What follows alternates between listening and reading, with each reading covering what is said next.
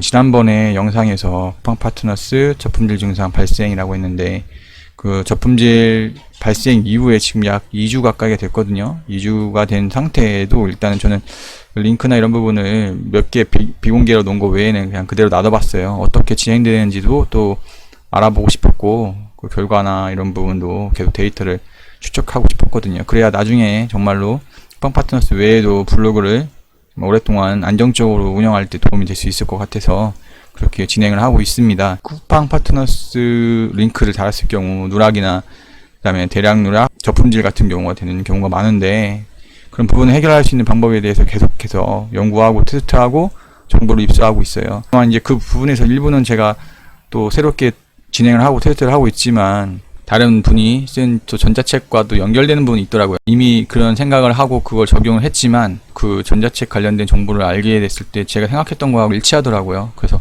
일단 그런 부분은 제가 이렇게 공개적으로 오픈하기는 좀 어렵고 카페나 일부 정보만 오픈할 수 있도록 등급에 따라서 오픈하는 방법으로만 적용할 수밖에 없을 것 같아요. 그런 부분은 양해해 주셨으면 좋겠습니다. 몇 가지를 말씀을 드린다면은 누락이나 이런 저품질을 막을 수 있는 방법은 지난번에 말한 것처럼 블로그 즉 네이버가 좋아하는 행동을 하고 좋아하지 않는 행동을 하지 말아야 한다.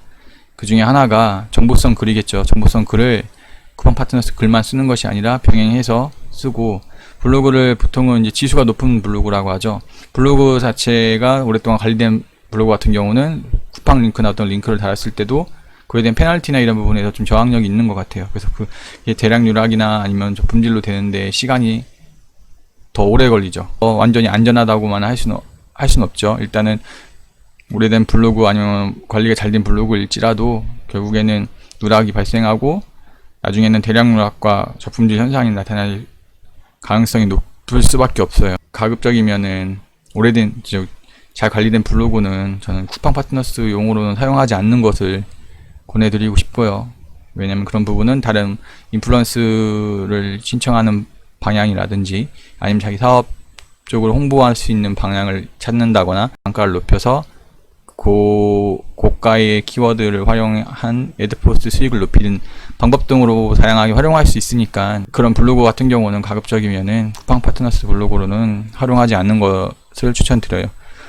그래도 어느 정도는 당장 만약에 내가 이 쿠팡 파트너스 링크를 달았을 때 바로바로 효과를 낼 수 있는 건 사실 그런 블로그죠. 관리가 잘 되고 지수가 높고 또 여기에 플러스 생성 일자가 오래된 블로그일수록 어쨌든 노출도나 이런 부분에서는 좀 더 유리한 건 사실이니까요. 블로그를 다만 이제 벌릴 각오도 하고 진행을 해야 될 것 같습니다. 지금 현재 이제 그런 부분 누락을 피할 수 있는 방법들을 많이 좀 찾아서 많이 오픈되고 있는데 그런 부분에서 뭐 강의도 있고 아니면 뭐 PDF 파일로 해서 전자책으로 판매되는 경우도 있는데 제가 다 그런 부분 다 알지는 못해요. 하지만 제가 찾은 방법과 또 연결되는 부분도 또 있더라고요. 제가 이미 생각했던 부분들과도 또 동일하게 적용되는 거라서 지금 현재 테스트를 하고 있고요. 블로그에 적용해서 그런 부분들을 계속해서 공유를 할 거예요. 그리고 카페에 주로 이제 회원들한테 오픈할 수밖에 없는 부분이 있으니까 그런 부분들 참고해 주셨으면 좋겠어요. 오늘은 여기에다가 쿠팡 파트너스 제가 했던 블로그 거기 키워드도 많이 있고 여러 가지 제가 올렸던 물품들에 대한 그런 거 있잖아요. 어떻게 보면 그런 키워드를 공개하는 거나 마찬가지인데 제 블로그를 공개를 하겠습니다. 그러니까 지금 현재는 저품질이 됐지만 그래도 하루에 소소하게 수익이 들어오고 있어요. 보면은 제가 말했던 이 신생급 블로그인데 완전 신생은 아니고 몇 개월 된 블로그였는데 이제 계속 제가 상품글을 하루에 4-5개씩 썼어요. 그러면서 어느 정도 궤도가 올랐던 거는 8월달 초중반부터 수익이 올라가고 하루에 4-5만원 7만원 정도 나올 때도 있었고 그러다가 이제 한번 빵 터진 거죠. 16만원 가까이 수익이 들어왔고 클릭률에 대해서 이제 높게 나온 거죠. 그 후에도 이제 4만원 뭐 15,000원 이렇게 나왔다. 이제 이때부터 이제 저품질 현상이 나타나기 시작한 거예요. 이때부터 이제 마이너스를 치고 3,000, 2,000, 5,000 빵 뭐 이렇게 계속 나오고 그래서 어쨌든 저품질 상태일지라도 하루에 수익이 아예 없는 건 아니에요. 클릭도 보니까 그 저품질이라도 하루 일 방문자가 그래도 100명 내외는 되니까 지금 이 정도가 나오는 것 같아요. 제목 그대로 복사해서 검색을 했을 때 맨 뒤로 밀려나는 현상이 나타난 거죠. 제 블로그는 이렇게 보면은 아까 그거 연결된 건데 이게 이제 서브 블로그고 했던 블로그, 쿠팡 파트너스 쿠파스로 용어로 활용했던 블로그인데, 보통 이제 7월달 이제 좀 더 본격적으로 쓰기 시작한 다음부터 이제 일 방문자 조회수만 볼게요. 일단 1300 고 이제 1400, 그다음에 8월부터 1600 정도 조회수. 이때가 일 방문자가 1500 내외로 나올 때였는데, 이때부터 이제 조금씩 수익이 늘어났죠. 확실히 방문자 수하고 조회수, 방문자 수하고 그 클릭률하고는 비례한 건 맞고요. 무조건 뭐 정비례한다는 아니지만 거의 비례하고, 그에 따른 또 전환율도 보통 5% 내외로, 즉 6%, 5% 정도 나왔거든요. 그렇게 나오는 것 같아요.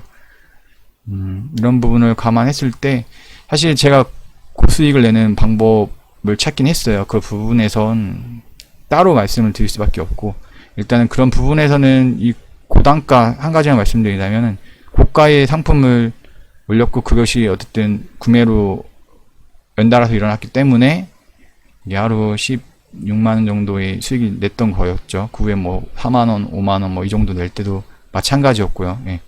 근데 이런 부분은 사실 안정적이지는 않고, 이 클릭률, 즉 클릭 수하고 이상적으로 나오는 이런 정도의 클릭 수가 나와야 되고, 200, 300, 그 다음에 그에 따라 비례해서 이제 물건을 구매할 수 있는 전환율이 나타나야 가장 안정적으로 사실 쿠팡 파트너스 이끌어갈 수 있죠. 그런 부분을 생각해야 가장 좋은 것 같아요. 고가의 상품이나 그 다음에 뭐 중저가, 저가 조절하게 이제 조절할 수 있는 부분이 필요한 거죠. 여기 가장 핵심은 사실 저도 이 부분에 대해서는 계속 지금도 고민하고, 찾았다고는 하지만 고민하고 있는 부분인데, 그게 좀 문제인 것 같아요. 안정적으로 계속해서 저품질이나 누락을 없애고 이 블로그 운영할 수 있는 방법. 뭐 네네쿠라고 네다쿠라고 하잖아요. 네네쿠, 네이버 블로그, 네이버 블로그, 쿠팡. 이런 경우는 그런 부분 완충을 해주긴 하지만 전환율로 전환되는 부분이나 뭐 이런 부분에서, 또 한편으로는 제가 직접 네이버 쿠팡 파트너스 이렇게 네네쿠로 하진 않지만 그게 또 누락도 잡힌다는 말도 또 들리고 있어요.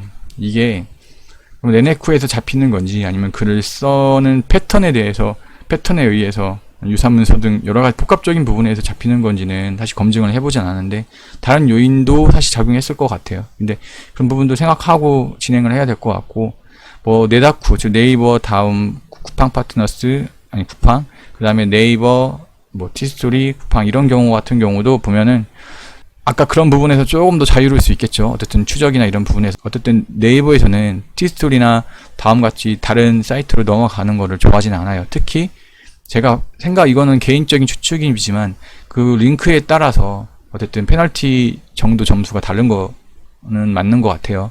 뭐 이번에 뭐 쿠팡 파트너스의 아예 타겟으로 페널티를 준 것처럼 네이버 다음에 뭐 티스토리를 예를 넘어갔다 칠지라도 넘어가는 그 링크를 그렇게 네이버 좋아하지 않죠. 페널티가 좀 더 높을 수도 있다라고 생각을 하고 있어요. 예전 실질적으로 제가 그렇게 해봤고, 옛날에 저는 제가 쿠팡 파트너스를 한 건 아니지만 이제 티스토리 블로그를 운영할 때 그 유입수를 아무래도 네이버 블로그로 좀 더 높이기가 수월하잖아요. 그래서 그거를 티스토리로 유입을 넘어가게 하려고 이제 이렇게 링크를 달았었단 말이에요. 근데 그때 확실히 방문자 수나 블로그 지수가 안 좋아지는 부분을 좀 느꼈어요. 그때는 제가 지금보다 뭐 이런 블로그 관리나 이런 부분에는 확실히 실력이 좀 부족했던 때니까 제가 잘못 봤을 수도 있지만, 어쨌든 이 부분 다시 또 검증하고 테스트 해봐야 될 부분인 것 같아요. 100% 안전한 건 없다. 다만 이걸 가장 리스크를 줄이면서도 전환율을 높일 수 있는 방법, 그게 없을까 계속 고민하고 있는 중이에요. 블로그는 제가 오픈을 해드린다고 했으니까 이렇게 됐고, 블로그 운영은 뭐 이렇게 예전에 제가 만들었던 건데 한 몇 개월 된 거죠. 올 초인가 작년 말쯤에 이것을 세팅을 하고, 새롭게 이제 실질적으로 세팅을 한 거는 5월 말부터였으니까, 그리고 글을 본격적으로 쓴 거는 보시면 알겠지만 뭐 비공개로 다 해놨어요 제가. 이때부터니까 6월 초 이렇게 쓰기 시작했습니다. 비공개로 전환한 것도 많아요. 그렇기 때문에 다 보실 수는 없지만 일상글도 처음에는 써서 유입수를 좀 늘렸고 지수를 높이는 방법으로 활용을 했고요. 참고해 주세요.